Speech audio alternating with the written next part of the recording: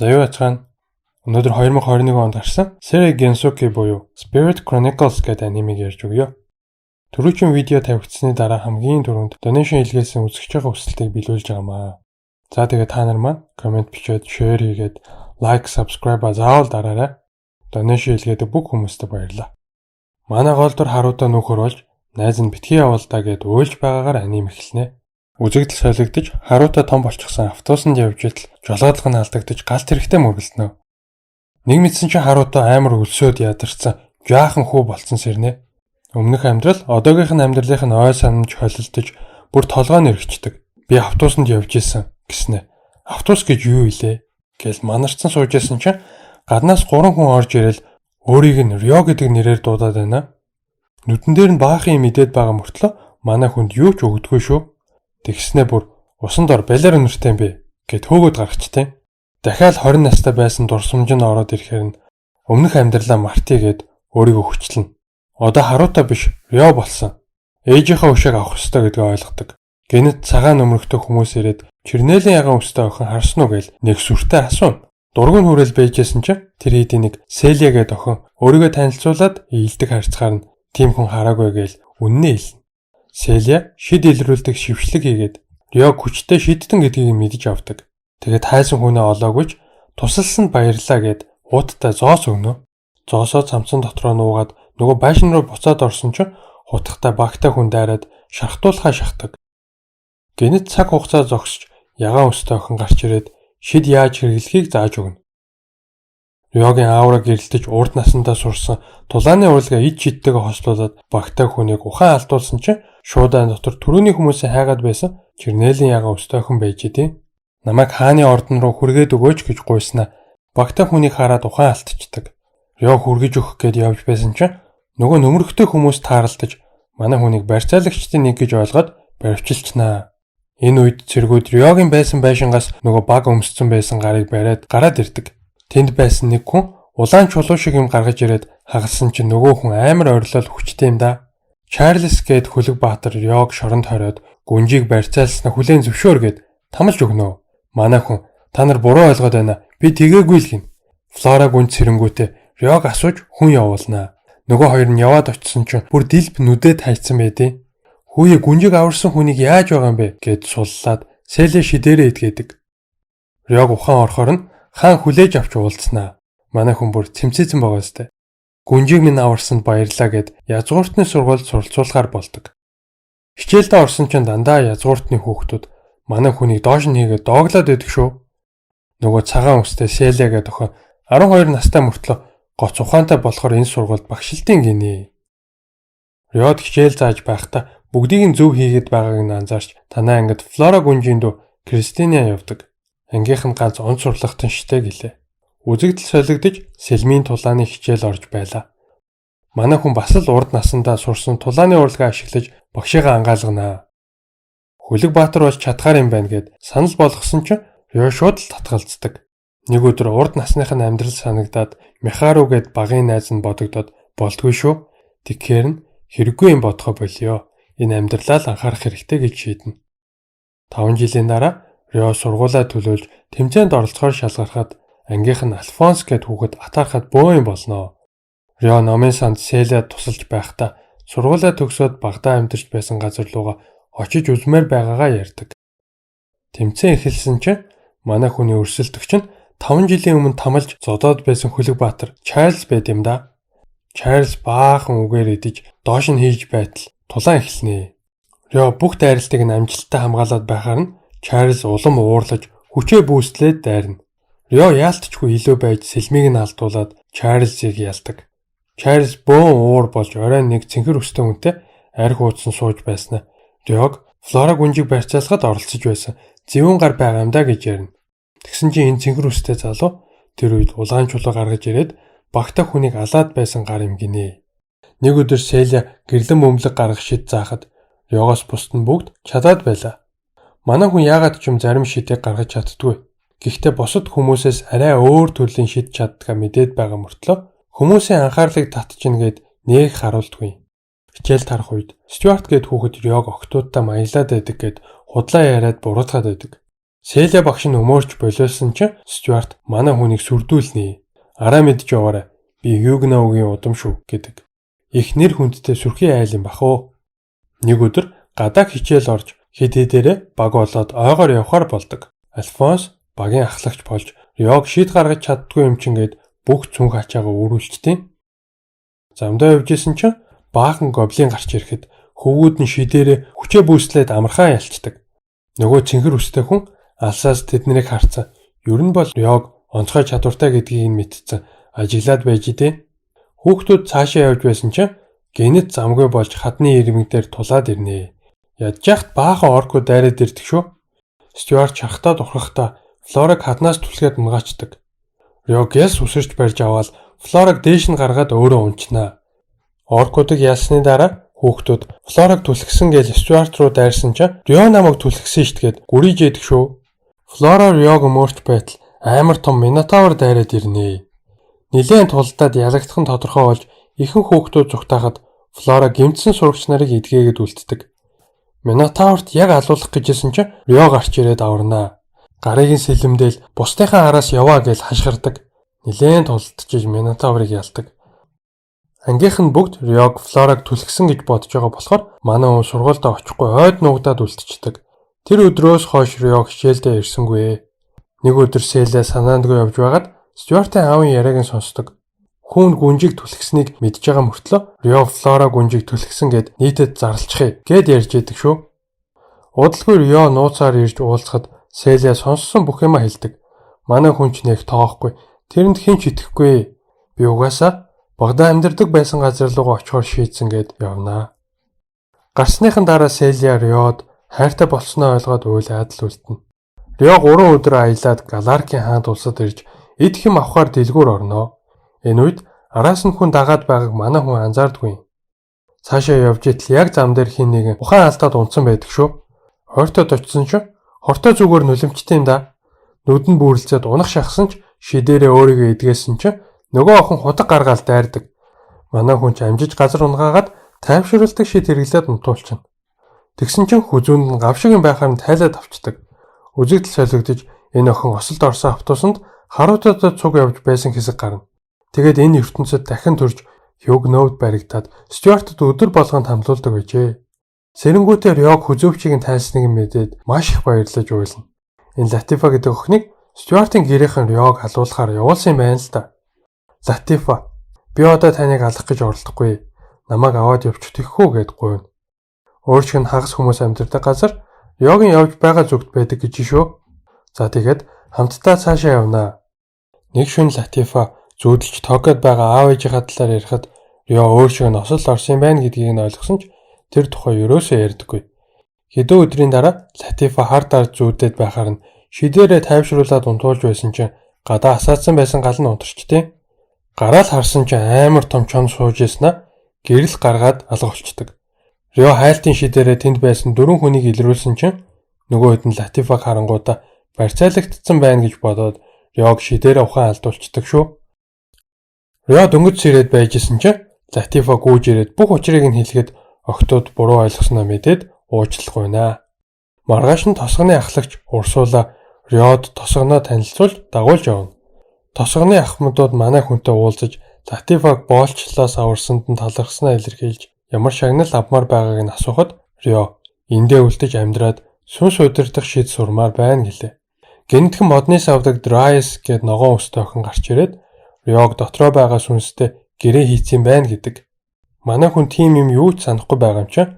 Тэгсэн чинь хацарнаас нь барьснаа. Чиний дотор маш хүчтэй сүнс унтж байгаа болохоор шидийн энерги амар хүчтэй мэдрэгдэж байна гэдэг. Бүр өнсгнүүл гэж бодлоо шүү дээ.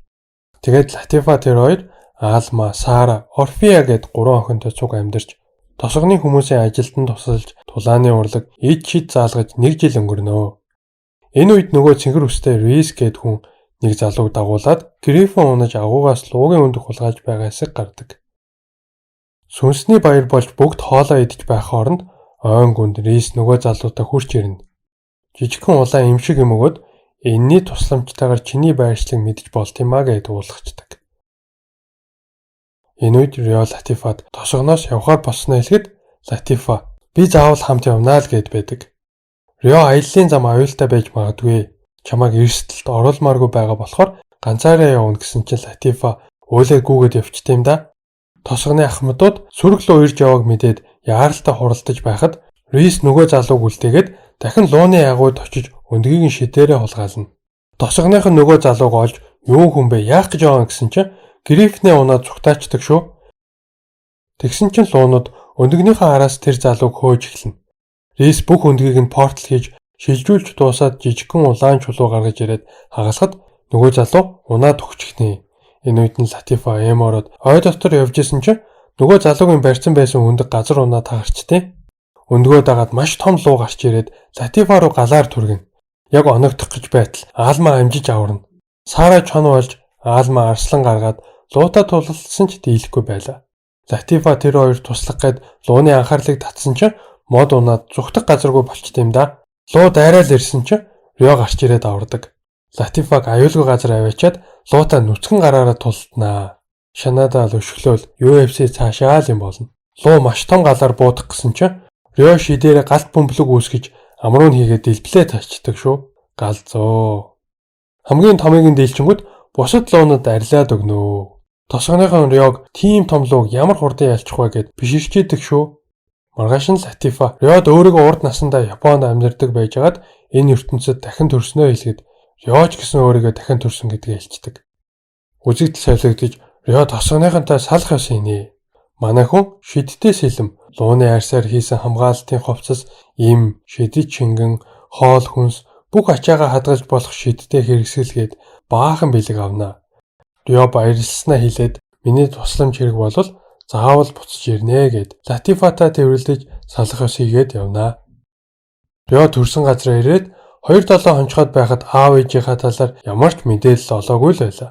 Хэсэг хугацааны дараа Карасукагийн хаант улсын нэг тосгонд очиж дарагтаа нуулзаад аав ээжийнхаа талаар асуусан чинь танихаар борох уу? Би аав ээжийн ээж, эмээчин байна гэж авдیں۔ Тэгэд аав ээжийнх нь булшин дээр дагуулчихноо. Эмээг нь Юба гэдгийм байна. Аав ээж нь олон жилийн өмнө нэг шалтгаанаар төрсөн тосгоноо орхиж явхаас өөр аргагүй болсон гинэ.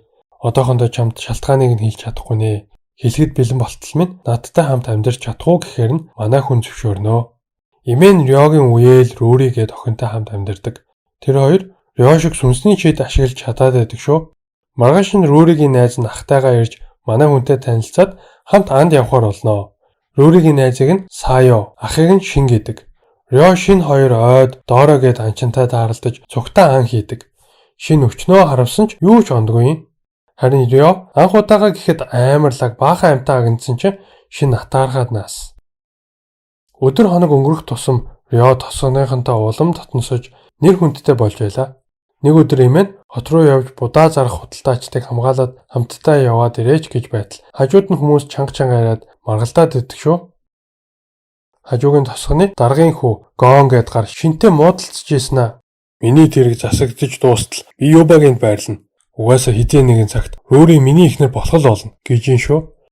Шин майр уурлал цохих гээд дайрсан чинь нөгөөх нь амар багцаалуу за. Хоолойг нь боогод өргөчтэй юм да. Энэ үед нь Юба эмээ ирж Шинийг аварч байгаа. Гон зочид буудалд байрлахаар болж Саяо Юбагийн түр байхаар болдог. Рио Рүүрид улаан өнгөтэй чулуу өгöd хамгаалагч сахиус шүү. Өрөөндөө тавиараа гин. Энэ үед Гон баахан бүтггүй гарууттай арх ууцсан сууж идэг.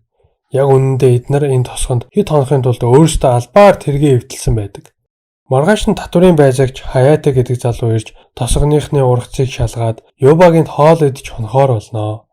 Шөнө нь нөгөө Гонч Рүүри Саяо хоёрын өрөөнд ороод ирдэг шүү. Ашгүй Рио улаан чулууныхаа шидээр гэлс мэдэж хурч ирээд Гоныг будаа олтлон зодноо. Тэр гар Рүүрийг айлгснаас гадна ээжийг нь алсан хүнтэй амар адилхан харагдсан болохоор тэгсэн байв. Татврын байцаагч залуу гарч ирж болиулаагүй бол эвгүй юм болохоор байлаа. Хаяата шидээрээ Гоныг идгэж маргааш нь шорон руу авч явахаар болдог. Өглөө нь Рио өчигдрийн явдалтай бүгдээс нь уучлах байхад хэн ч ууралсангүй. Харин охтыг аварсанд баярлаа гин. Хаяата Гоныг шоронд хорихоор авч явж манай Рио, Саяо, Шин, Анчин, Доро гуравтай будаа зархаар замдаа гарлаа. Хэд хоног яваад хотод очисныхаа дараа Рио Саотой хамт захаар явж дандаа надад тусалдаг юм чинь би гоё юм авч өгье гинэ. Саяо өсний авчаар сонгоод агуулж байхдаа Рио тайртай болсноо мэдэрдэг.